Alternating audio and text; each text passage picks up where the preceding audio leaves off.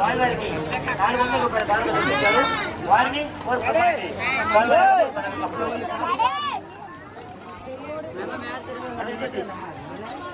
గారు కొనేవారికి 130 రూపాయలు కానుక చూపించారు. వారిని బ్రహ్మాండి స్వామివారి ఎల్లప్పుడూ తొలగ కాబోతున్నారు. గారు కొనేవారికి 100 రూపాయలు కానుక చూపించారు. పేరు చెప్పమ్మా. కనీసం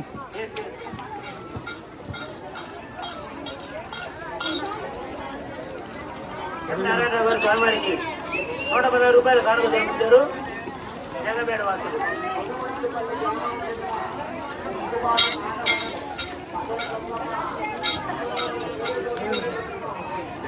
స్వామివారి లడ్డూ ప్రసాదం తప్పబడుతున్నది. లడ్డూ వేళ కేవలం 7 రూపాయలు.